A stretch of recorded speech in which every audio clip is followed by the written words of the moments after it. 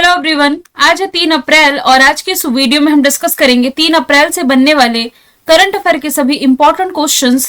Previous class में हमने देखा था कि अभी हाल ही में यूनेस्को के द्वारा education and nutrition learn to eat well report release की गई है। प्रधानमंत्री नरेंद्र मोदी के निजी सचिव के रूप में निधि तिवारी की नियुक्ति की गई। भारत में मुफ्त चावल योजना को पहली बार लॉन्च किया। तेलंगाना ने सृजनशील प्राइवेट लिमिटेड ने ब्रांड एम्बेसडर बनाया रोहित शर्मा को।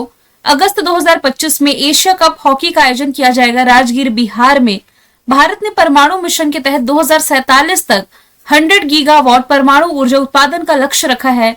वंदना कटारिया हॉकी से संबंधित है, जिन्होंने भी हाल ही में संन्यास का ऐलान किया।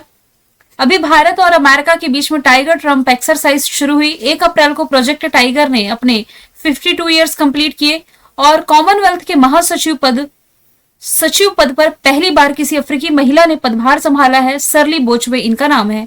तो सभी क्वेश्चंस हम देख चुके हैं कल की क्लास में। शुरू करते हैं आज का हमारा पहला सवाल है, पृथ्वी के पोल टू पोल कक्षा में पहला मानव अंतरिक्ष मिशन भेजने के लिए स्पेस एक्स के द्वारा कौन सा मिशन लॉन्च किया गया है? तो स्पेस एक्स ने अभी हाल ही में फ्रेम 2 मिशन लॉन्च किया, जो अभी हाल ही में चर्चे में रहा था। तो स्पेस एक्स के द्वारा एक और ऐतिहासिक उपलब्धि हासिल कर ली गई है, क्योंकि उसने फ्रेम 2 मिशन को सफलतापूर्वक लॉन्च कर दिया है, जो पृथ्वी की ध्रुवीय कक्षा में जाने वाला पहला मानव अंतरिक्ष मिशन होगा। लॉन्च किया गया है नासा के कैनेडी स्पेस सेंटर से। किस रॉकेट की मदद से? तो फाल्कन 9 रॉकेट की मदद से ये भेजा गया है। बात की जाए यदि स्पेस एक्स की, तो स्पेस एक्स अमेरिका की प्राइवेट स्पेस कंपनी है, जिसके मालिक है एलन मस्क। इसी ने दुनिया के सबसे शक्तिशाली रॉकेट का परीक्षण किया था, जिसका नाम है स्टारशिप। ये स्पेस एक्स के फैक्ट हो गए। यहां पर पोल टू पोल की बात की जा रही है, यानी कि ध्रुवीय कक्षा के लिए कोई मानव युक्त मिशन लॉन्च किया गया है। मानव मिशन जिसका नाम यहां पर लिखा गया है फ्रेम 2। वैसे यदि आप रिलेट करेंगे ना, तो पृथ्वी का जो ध्रुवीय क्षेत्र है, या मैं नॉर्थ पोल की बात करूं चाहे साउथ पोल की बात करूं, तो ध्रुवीय क्षेत्र के अध्ययन के लिए नासा ने प्रेफायर मिशन लॉन्च किया। वैसे पंच मिशन भी आप नासा से ही रिलेट कर सकते हैं। अभी 2025 के ही करंट अफेयर में मैंने आप लोगों को बताया है कि जो सूर्य के बाहरी वायुमंडल होता है ना, यानी कि कोरोना जिसे आप कह सकते हैं, कोरोना के अध्ययन के लिए पंच नामक मिशन लॉन्च कर रहा है नासा। और एक कंफ्यूजन था आप लोगों के मन में क्रू 9 और क्रू 10 को लेकर के, क्योंकि अभी हाल ही में जो सुनीता विलियमसन है और बुच विल्मोर, ये नासा के अंतरिक्ष यात्री जो कि अभी पृथ्वी पर वापस लौटे हैं, तो क्रू 9 के माध्यम से लौटे या क्रू 10 के माध्यम से? यहां पर क्रू 9 आपको याद रखना है। हालांकि लास्ट टाइम मैंने जो पढ़ाया था क्रू 10 पढ़ाया था, बाद में उसे मैंने करेक्ट किया और आप लोगों के लिए जो मंथली ई बुक लॉन्च की गई है, इसमें भी करेक्शन के साथ मैंने क्रू 9 ये अपडेट कर दिया है, जो कि नासा के ऑफिशियल वेबसाइट के हिसाब से हम देखें तो। क्रू 10 भी मैं आपको एक्सप्लेन करूंगी। यहां पर अंतरिक्ष यात्रियों के लौटने से संबंधित क्रू 9 है, आप विशेष रूप से याद रखें।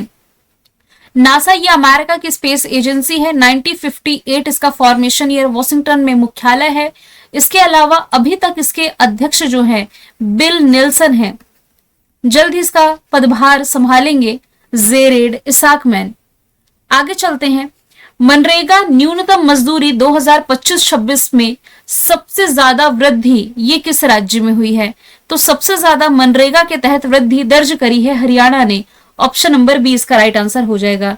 इस क्वेश्चन को समझने से पहले सबसे पहले हम चलते हैं मनरेगा की तरफ, यानी कि इस स्कीम की तरफ। ये जो स्कीम है ना, ये 2005 में आई स्कीम थी। मनरेगा की फुल फॉर्म बनती है Mahatma Gandhi national rural employment guarantee act. ये 2005 की थी। तो इसके आंकड़े, जो नए आंकड़े हैं, ये कहते हैं कि 2025-26 के तहत मजदूरी दरों में वृद्धि दर्ज की गई है, और ये वृद्धि 2.33% से लेकर के 7.48% के बीच में है।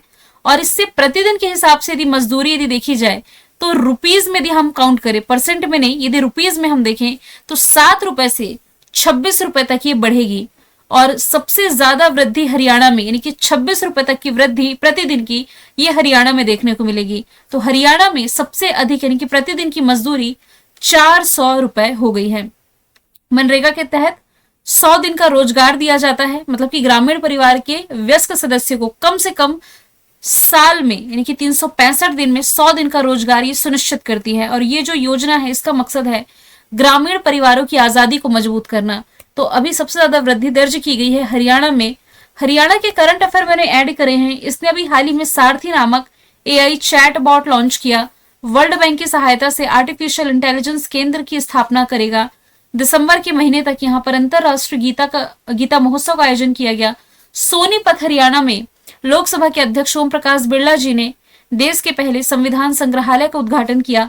100 दिन का टीबी उन्मूलन कार्यक्रम की शुरुआत पंचकुला में की गई और पानीपत में एलआईसी की बीमा सखी योजना की शुरुआत प्राइम मिनिस्टर नरेंद्र मोदी ने की।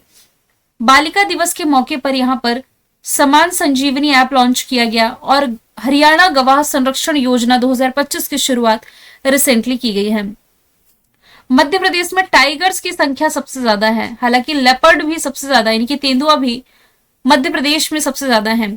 फॉरेन डायरेक्ट इन्वेस्टमेंट एफडीआई का सबसे बड़ा प्राप्तकर्ता राज्य पूछा जाए तो ये महाराष्ट्र है। अभी डॉल्फिन पर जो रिपोर्ट रिलीज की गई थी, नदी डॉल्फिन सबसे अधिक कहां देखने को मिली, यानी कि रिपोर्ट कहती है सबसे ज्यादा इनकी संख्या उत्तर प्रदेश में है। आप लोगों के लिए जो मंथली ई बुक लॉन्च की गई है, अब से 3 दिन में ये बंद कर दी जाएगी। इस बार की खासियत मैं बता ही चुकी हूँ, 2 भाषाओं में बाइलिंगुअल लॉन्च की गई है। इसके अलावा फ्री ई बुक जो दी जा रही है 250 प्लस इंपॉर्टेंट क्वेश्चंस, वो 1 लाइनर फॉर्मेट में रहेंगे। ये ई बुक आपको फ्री मिलेगी, यानी कि एक के साथ एक फ्री है। इस ऑफर का लाभ आप उठा सकते हैं। ऑफर लिमिटेड डेज के लिए है। और ये ई बुक मिलेगी कहां पर, आप डायरेक्ट जाइए कल्याणी मैम का ऑफिशियल ऐप डाउनलोड कर लीजिए, वहां पर ये ऑप्शन आ जाएगा। तीसरे नंबर का सवाल है, किस शहर का प्रसिद्ध सौदागिरी ब्लॉक प्रिंट है जिसे जीआई टैग मिला है? तो ये हो जाएगा गुजरात के अहमदाबाद का। ऑप्शन बी इसका राइट आंसर हो जाएगा। अहमदाबाद के जमालपुर में कारीगरों द्वारा प्रचलित एक पारंपरिक शिल्प सौदागरी ब्लॉक प्रिंट है जिसे ऑफिशियली जीआई टैग मिल चुका है। इस अनूठी हस्त निर्मित हाथ से बनी ये जो कपड़ा कला है, इसे पीढ़ियों से संरक्षित किया गया है और ये गुजरात की सांस्कृतिक विरासत का महत्वपूर्ण हिस्सा बनी हुई है। यहाँ पर ध्यान देने वाली बात यह है कि सौदागिरी ब्लॉक प्रिंटिंग एक प्राचीन कपड़ा छपाई की तकनीक है जिसका अहमदाबाद में लगभग 300 वर्षों से यहाँ पर अभ्यास किया जा रहा है। वैसे प्रिंट की बात की जाए तो उज्जैन का एक बाटिक प्रिंट है जिसे जीआई टैग मिला था। बनारसी आम लंगड़ा पान जिसे जीआई टैग मिला। वैसे भारत में सबसे पहली बार जीआई टैग ये दार्जिलिंग की चाय को मिला था वर्ष 2004 में। किसी भी प्रोडक्ट को यदि जीआई टैग मिलता है तो ये 10 साल के लिए वैलिड होता है। चौथे नंबर का सवाल है, किस शहर में जो आईआईएम अहमदाबाद है ये अपना पहला अंतरराष्ट्रीय परिसर ओपन करेगी? तो आईआईएम अहमदाबाद के द्वारा मतलब कि भारत के बाहर ये पहला कैंपस स्थापित करने जा रही है और ये स्थापित करेगी कहां पर? यूएई के शहर अबू धाबी में। आईआईटी आपने पढ़ा था ना, तो ये आईआईएम है। आईआईएम यानी कि इंडियन इंस्टीट्यूट ऑफ मैनेजमेंट। देश का नंबर 1 ये मैनेजमेंट कॉलेज आईआईएम अहमदाबाद अपना पहला इंटरनेशनल कैंपस दुबई में स्थापित करेगा और ऐसा करने वाला ये देश का पहला आईआईएम होगा। दुबई कैंपस में पहला प्रोग्राम इस साल सितंबर 2025 से शुरू होगा। दुबई यूएई का प्रमुख शहर जहां पर दुनिया का सबसे बड़ा इंटरनेशनल एयरपोर्ट बनने जा रहा है। यहीं पर इस साल का जो चैंपियंस ट्रॉफी थी इसका फाइनल खेला गया जिसमें भारत विजेता था न्यूजीलैंड को हरा करके। वैसे यदि आप रिलेट करेंगे ना तो यूएई के शहर अबू धाबी जो कि यूएई की कैपिटल भी है, यहाँ आईआईटी दिल्ली के द्वारा भारत के बाहर इसका पहला ब्रांच ओपन किया गया। जंजीबार तंजानिया में आईआईटी मद्रास ने भारत के बाहर अपना पहला ब्रांच ओपन किया था। लंदन से रिलेट करेंगे तो यूके की कैपिटल है। ट्रैफिक इंडेक्स में यानी कि दुनिया के सबसे भीड़ भाड़ वाले शहर में ये टॉप पर है। किस स्पेस एजेंसी ने अपने अंतरिक्ष वेधशाला मिशन जिसका नाम है गाइया इसे बंद कर दिया है? तो ये ना अंतरिक्ष वेधशाला मिशन था यूरोपीय स्पेस एजेंसी का जिसे अभी हाल ही में बंद कर दिया गया है। तो लॉन्च कब किया गया था? अब से 12 वर्ष पहले 2013 में यूरोपीय स्पेस एजेंसी के द्वारा ये लॉन्च किया गया था। गाइया का उद्देश्य है मिल्की वे का सबसे सटीक यानी कि 3D मैपिंग 3D मानचित्र बनाना जिसे रिसेंटली बंद किया है यूरोपीय स्पेस एजेंसी ने। जैक्सा ये जापान की स्पेस एजेंसी है और जापान के साथ भारत ने सहयोग किया है चंद्रयान 5 के लिए। हालांकि चंद्रमा पर पहुंचने वाला चौथा देश भारत है, 5वां जापान है। इसने दुनिया का पहला लकड़ी का सैटेलाइट लॉन्च किया जिसका नाम हो जाएगा लिग्नोसैट प्रोब। इसरो भारत की स्पेस एजेंसी है और इसरो के द्वारा इंसानों को अंतरिक्ष पर भेजने, माफ कीजिएगा, चंद्रमा पर भेजने का लक्ष्य ये रखा गया है 2040 तक का। वैसे चंद्रयान 4 ये लॉन्च करेगा 2027 तक। इसरो का फॉर्मेशन ईयर 1969 है। बैंगलोर कर्नाटक हेडक्वार्टर। इसी वर्ष इसके अध्यक्ष, नए अध्यक्ष वी नारायण बने हैं। नासा के फैक्ट क्वेश्चन नंबर 1 में ऑलरेडी हम देख चुके हैं। पंच मिशन और प्रीफायर जो चर्चे में है रिलेट कर सकते हैं। अगला सवाल है, हाल ही में किसे सामाजिक सेवा के लिए उगादी पुरस्कार दिया गया? आंसर इसका हो जाएगा मायना स्वामी, option number A. Andhra Pradesh सरकार ने जो इतिहासकार और पुरातत्वविद हैं मायना स्वामी को उगादी पुरस्कार से सम्मानित किया है। यानी कि एक प्रसिद्ध आर्कियोलॉजिस्ट भी है ये, और उन्हें ऐतिहासिक अनुसंधान और अभिलेखीय अध्ययन में, यानी कि इनकी जो एपिग्राफिक स्टडीज रही है, इनका जो हिस्टोरिकल रिसर्च रहा है, इसमें इनके द्वारा दिए गए अहम कंट्रीब्यूशन के लिए इस पुरस्कार के लिए चुना गया है। उन्होंने विजयनगर साम्राज्य और लेपाक्षी वीरभद्र मंदिर से जुड़े शिलालेखों की खोज की है और इसका विश्लेषण किया है। बात की जाए यदि अदर ऑप्शन की, तो इन्हें भी अभी हाल ही में कोई ना कोई अवार्ड, कोई ना कोई सम्मान मिला है, तो एक स्लाइड में मैंने मेंशन कर दिया है। एबल पुरस्कार 2025 के विजेता हैं जापानीज मैथमेटिशियन मासाकी काशिवारा। लोकप्रिय नागरिक उत्कृष्टता अवार्ड मिला संघमित्रा ताई गायकवाड़ को। Gold mercury award Dalai Lama. Stockholm जल पुरस्कार गुंटर ब्लोशल। संगीता कलानिधि सम्मान आर के रामकुमार। प्रिजर पुरस्कार Liu Jiakun. Padma Pani life time achievement award Sai Paranjpye. Maharaja Hari Singh award Manoj Sinha को मिला। चंद्रशेखरन सरस्वती पुरस्कार एस जयशंकर को। कुवैत बाराबाडोज, इन दोनों ने अपने हाईएस्ट सिविलियन ऑनर से प्राइम मिनिस्टर नरेंद्र मोदी को सम्मानित किया। मॉरिशस ने भी किया था। Miss India USA Caitlin Sandra Neal. US Navy का highest civilian honour Tom Cruise. जैम से टाटा अवार्ड किरण मजुमदार शाह। प्रवासी भारतीय सम्मान डॉक्टर सैयद अनवर खुर्शीद। और सिंगापुर का ऑनररी सिटीजन अवार्ड मिला तरुण दास को। अगला सवाल है, हाल ही में किस टेनिस खिलाड़ी ने मियामी ओपन 2025 खिताब जीता? रिसेंटली ये जीत लिया है अरियाना सबालेंका ने।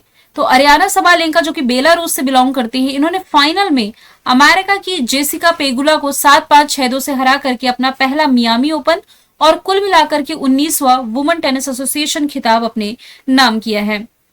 तो ये हो गई बेलारूस की टेनिस खिलाड़ी। जेसिका पेगुला अमेरिका की हो गई। नाओमी ओसाका का नाम आप रिलेट कर सकते हैं जापान से। मेडिसन कीज अमेरिका की टेनिस प्लेयर हैं जिन्होंने भी हाल ही में ऑस्ट्रेलियाई ओपन, जो कि साल भर के 4 ग्रैंड स्लैम में सबसे पहले होता है, इसमें वुमेन सिंगल का टाइटल अपने नाम किया। यदि मेन सिंगल का पूछा जाता तो इटली के जेनिक सिनर ने ये जीता था। हाल ही में किस राज्य सरकार ने जल संरक्षण अभियान यानी कि वाटर कंजर्वेशन के लिए एक ऐप लॉन्च किया है जिसका नाम है भागीरथी ऐप? रिसेंटली लॉन्च किया गया है उत्तराखंड गवर्नमेंट के द्वारा। उत्तराखंड के मुख्यमंत्री पुष्कर धामी ने इसकी शुरुआत करी है।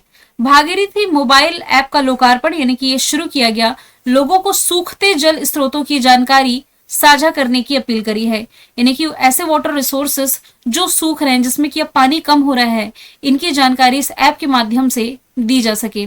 बात की जाए यदि उत्तराखंड की, तो उत्तराखंड की कैपिटल हो जाएगी देहरादून। मुख्यमंत्री पुष्कर धामी। राज्यपाल गुरमीत सिंह। नेशनल पार्क में यदि हम देखें तो Jim Corbett, Nanda Devi, Rajaji, valley of flower और गंगोत्री रिलेट कर सकते हैं। माना नीति, लिपुलेख यहाँ के प्रमुख दर्रे हैं।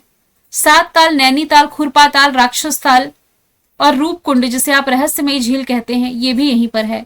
करंट से रिलेट करेंगे तो यूसीसी लागू करने वाला ये पहला राज्य है। अब ये गुजरात में भी लागू होगा।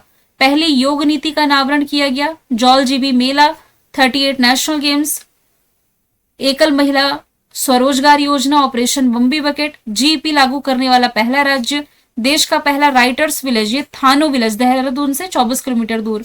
और पहली हेली एम्बुलेंस सर्विस शुरू की जाएगी ऋषिकेश एम्स में। और हल्द्वानी में महाभारत वाटिका, इसकी स्थापना की गई। ये सभी फैक्ट आप रिलेट कर सकते हैं।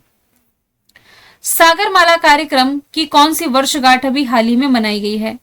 तो सागरमाला कार्यक्रम की अभी हाल ही में 10वीं वर्षगांठ मनाई गई है। सागरमाला प्रोजेक्ट के बारे में मैं आप लोगों को बता देती हूँ। ये जो प्रोजेक्ट है ना, ये 2015 में शुरू किया गया था। मतलब कि मार्च के महीने में इसकी शुरुआत की गई थी। कैबिनेट से अप्रूवल मिल चुका था इसे 25 मार्च 2015 को। और ये जो कार्यक्रम है, इसका उद्देश्य है जो पोर्ट्स होते हैं ना, बंदरगाहों का आधुनिकीकरण इसके साथ ही कनेक्टिविटी में सुधार करना और औद्योगिक विकास को भी बढ़ावा देना।